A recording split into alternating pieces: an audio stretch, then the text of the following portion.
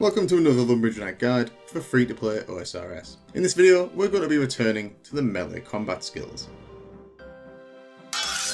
Calling all potential squires and knights, the Lumbridge Knight needs you. In my previous free-to-play melee guide, the link to which will be on the screen now, I aim to bring you the quote-unquote most efficient options. The problem being that many of these options can be crowded at peak times or don't have any good loot. This guide therefore aims to bring you some alternatives that overall could actually be better long-term methods. Let's go over a few core concepts. Like ranged, the melee XP rate depends on your DPS or damage per second. The higher your DPS, the faster you'll gain XP. How do you increase DPS? Well, leveling your strength and attack skills is a good place to start, as strength increases your max hit so you can deal more damage, while attack allows you to use better weapons and increases the accuracy of your attacks. Weapon and equipment choice is also a factor, as different weapons attack at different speeds, do different type damage, and offer different strength and attack bonuses. Scimitars are generally seen as the best weapons in free-to-play due to their fast speed, slashing type, and solid bonuses, the Rune Skimmy being the best. Iron Men should aim for the Baronite Mace or the Rune Sword as good alternatives. Why bother with defense and armor then? Well, a high defense level unlocks better armor, the combination of which will lower the chance of being hit. In practical terms, it essentially reduces your food consumption and bank runs, so you can train for longer. Lastly, you want to select opponents with low defense, relative to your damage type, and high HP, as low defense means your accuracy will be higher, and more HP means you'll have to click less, reducing the time spent not fighting. There are a few decent free-to-play quests that offer some good melee XP. The first one being Vampire Slayer, which gets you 4.8k attack XP, the equivalent of going from levels 1 to 20. With level 1 attack you can use magic to safe spot the count. A link to my guide on how to do this should be on the screen now and in the description. The Dragon Slayer 1 quest offers a colossal 18.6k XP in both strength and defense, though this is the most difficult quest in free-to-play. Here I recommend a minimum of base 30. Don't try and fight Elvarg unless you're base 30 or you're very skilled at combat and know how to flinch. Happily I've included flinching in my handy guide linked on the screen there or in the description. Lastly on quests, Iron Men will also want to complete Imp Catcher as soon as possible to get the Amulet of Accuracy, as this will likely be the only amulet you can get without 60 crafting. I recommend training your melee a bit first though, as killing imps can be frustrating at low level. From levels 1 to 15 in the melee skills, there really isn't anything better than the chickens or cows, so this step is the same as before. The chickens drop feathers which you can use for fly fishing, and the cows drop hides which you can use to craft into leather. Both can be found in abundance in Lumbridge, so there shouldn't be any issues. For those who absolutely have to be different, you can train on goblins. The Rundown House is a personal favourite, and as an added bonus, you get to fight with all the noobs who leave the door open. Once you hit 15, also remember to upgrade your gear to steel. I'd personally skip black at level 10, as it's too expensive, but it's your call. At around base 15, pay the 10 coin toll and head into Alcarid. Here, fight Alcarid warriors until you get to around base 20 to 25. The warriors are a good option as they have 19 HP, their stats aren't too high and there are plenty of them. They are however in a multi-combat area though, so be careful attacking them, as when you attack one, all of the others in the vicinity will attack you too. That said, they are pretty easy to stack up or trap, so just try to keep them to one-on-one to avoid taking unnecessary damage and wasting your food. Also remember to upgrade your gear to Mithril at level 20. Please like the video and support my content. Thank you, noble knight.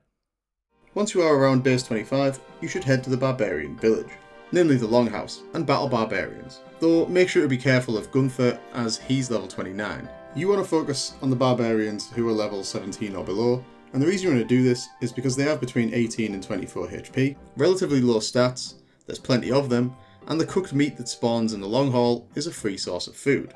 Players also regularly discard fish at the fishing spot on the east side of the village, so you can grab some free food from there too. At base 30 you should upgrade to full Addy and then move on to the Hill Giants. These guys have more HP than the giant frogs, but they also have better attack and defense stats. Fortunately, the extra effort defeating them is worth it as you get much better drops, including the chance to get giant keys, which we can bank and use to fight Obor once we hit around base 50. The classic spot to train against these is inside the Edgeville dungeon. However, I recommend using the Giants Plateau to the east of Alcarid. There's 7 to 8 hill giants that spawn here, it's usually pretty quiet, and it's a comparable bank run to Edgeville. At base 40 you should look to do Dragon Slayer 1, and upgrade your gear to Rune if you haven't already. Then head to the Varrock Sewers. If you're using the Bee Knight Mace, make sure you bring a cut item for the Spider's Web. And start training on Moss Giants. Make sure to pick a spot where they can only attack you one at a time, and to save time, bring runes to tell you out when you need food.